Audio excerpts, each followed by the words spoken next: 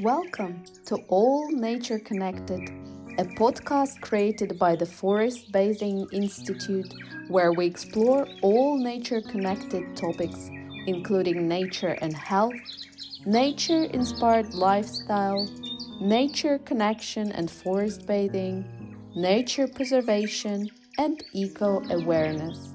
We hope that this podcast will inspire you to become more connected with nature and your own health and well-being.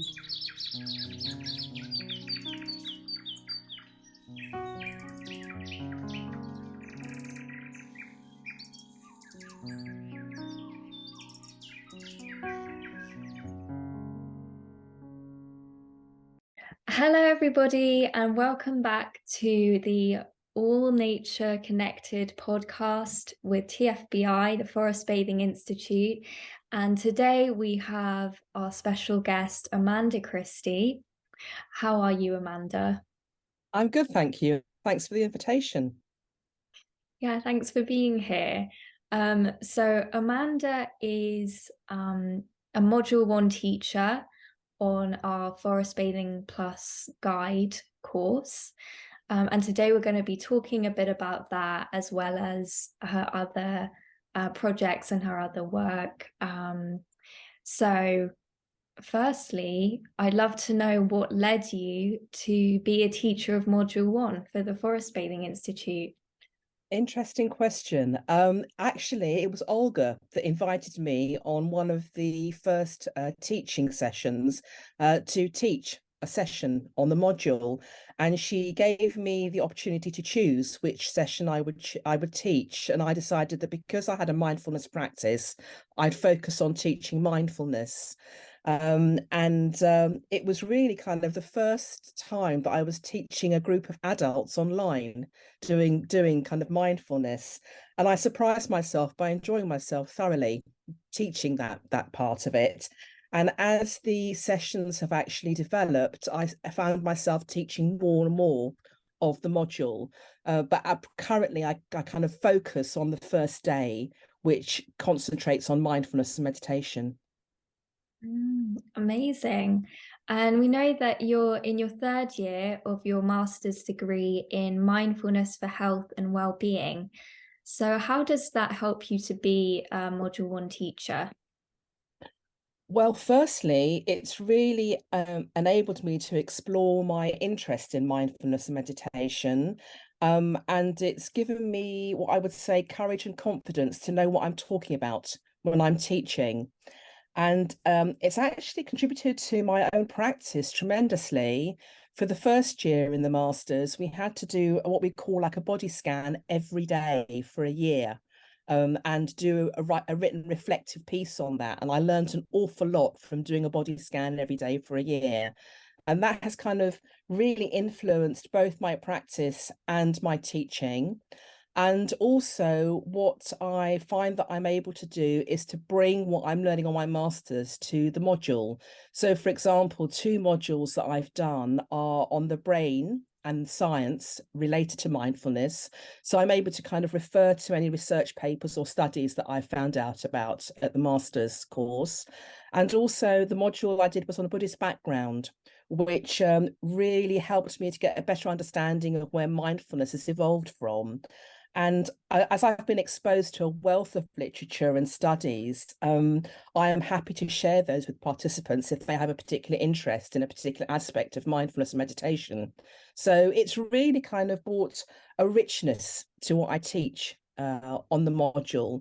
And it's kind of enhanced the importance of being authentic and embodying a practice when I'm teaching. So yeah, I am enjoying it thoroughly, and I say it really has really enhanced the way that I teach. That's amazing, because it's not only theory, but to hear that you've actually been practicing so much mindfulness in your degree it must be so impactful. How has teaching impacted you? Oh, how has teaching impacted me?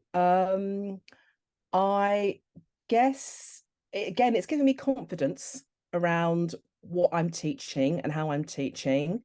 I've had great opportunity to meet a variety of people, and I am always learning from them as well. So it's a two-way process when I'm teaching. I don't only learn from them, but they learn from me.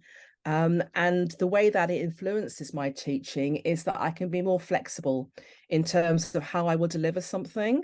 So as long as I've got the framework of what I've got to refer to, I can be flexible depending on the participants' needs, and how the day may be going. So I guess that's what I've gained from teaching, really. Amazing. And how do you perceive the students' progress and change from the start to the end of the module? That's really interesting. There are quite a few areas, really. I think students can initially struggle to see the difference between Module 1 and Module 2 and the link between Module 1 and Module 2. And as teachers, we have made conscious efforts around trying to make that link far more explicit. So we do refer to Module 2 quite a bit in terms of saying, well, this is where what we're teaching now would apply to if you're running a forest bathing event. So I think that's helped the students to actually get a better understanding of why we feel Module 1 is so important, because it helps also the students to either develop their own personal practice, or it enhances the practice that they've got already. And it gives them the opportunity to actually have a go at teaching or guiding other people, in terms of mindfulness. And I think that's really important, because I think students start the weekend thinking they're going to be taught how to do mindfulness and meditation, and it's not that at all. It's really like, hopefully by being on the receiving end of being guided through mindfulness practices, and then having that knowledge base and skills explained to them, as well as then having a go to kind of guide people on the weekend without using a script. I mean, that's what we kind of strictly say, not to use a script, but really to talk from the heart. And that really helps developing that embodiment and that authenticity. And it's lovely to see all the different styles emerging over the weekend. It's really great. And again, as I say, we have this saying is that we magpie ideas off from each other, because somebody will say a particular phrase or do something a certain way, and you'll think, wow, that's amazing. That's really useful. I'll remember that, maybe kind of incorporate it in the way that I teach and guide. Great. Could you give an example of something that's changed in the course since you started teaching? Oh, examples of what's changed. Let's have a think about that one. I think, as I mentioned before, we're a lot more explicit around how Module 1 and Module 2 link up. And because I am often starting the module on day one, I've incorporated a lot of informal, short mindfulness practices in the day, even to the extent that we start the day by what I call a settling practice, so that people can actually experience what it's like to be on the receiving end of being guided. So I think that's one of the very big changes. And I think also, importantly, is having breaks. So we have a morning break, a lunch break, and an afternoon break. And that is so important for teaching. And also it gives the participants the opportunity to practice self-care, which we say is really important, and also the opportunity to carry out maybe what we call informal mindfulness practices. So maybe, for example, we'll say to people, well, okay, then if you're going to have a cup of tea, maybe drink it mindfully, and see what that's like. Or if you're having your lunchtime, don't rush around trying to do all the activities that you haven't had time to do before you came on the course, but maybe just take 10 or 15 minutes going out for a walk, and what we call a sense and savor walk, just something like that. So I think what we've tried to do is to bring the module alive a lot more. So there's a kind of practical aspects, rather than people having to sit and listen for a whole 3 days, because that can be quite intense on kind of the brain and the body. Definitely. And something that really strikes me about your teaching, because you actually taught me on Module 1 for everyone that's listening, And you have a very calm and confident way about you. And I'm wondering if there's anything that you do to prepare yourself for Module One so that you can bring that presence, because it's very palpable. Okay. Yeah, I do have my various rituals that I go through. But I mean, really in any order.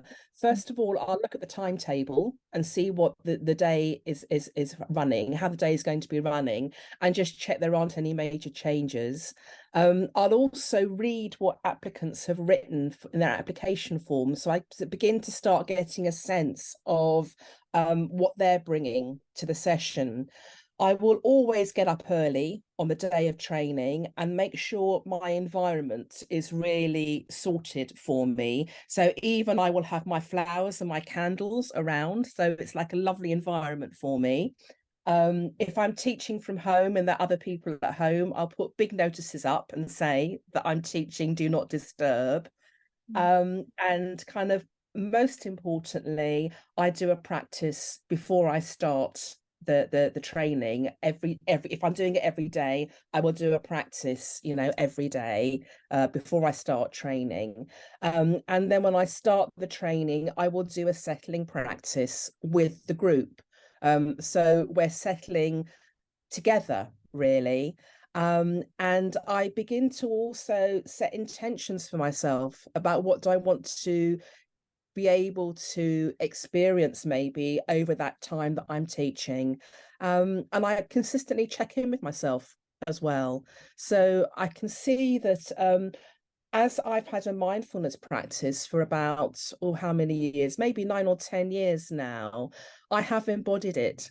And it's an integral part of me, really. So there's something about actually practicing what you preach. And I hope that comes across, you know, when I am teaching. And I think the other thing, you know, we don't have good days all the time. And there are times when I do come to a teaching session and I've got a load of pressures going on, but I've found a way to be able to kind of put those to one side, or if appropriate, just to share what's going on in my life so that people are aware that, you know, I've got these pressures that are happening as well whilst I'm teaching. Because it also helps people to recognize that you're human as well. And it's that two-way process when you're teaching, that you don't necessarily have all the answers, but you can kind of guide people and you can learn from them as well. Yeah, that's so reassuring for people. And I'm wondering if you then have a bit of advice for people going on Module One, like anything they can do to prepare, any mindset tips or anything like that. I think it's just being familiar, but not necessarily having read the handbook, you know, just so that you've got some idea of what the content is of the handbook.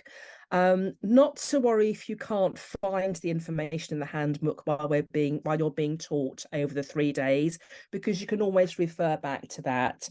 I'm always saying to people when they're doing the practicals is like, be playful, make it fun. And I hope that as teachers, we create a safe enough space for you to be able to do that. And also just to play about with just putting the pen and paper down and not feeling you've always got to make copious notes at all, because there's something about living the experience. Trust that process, and you will learn and you will pick it up.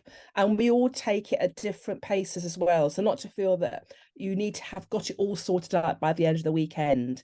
You know, it's just the introduction that weekend, and we pack an awful lot of information in on those 3 days.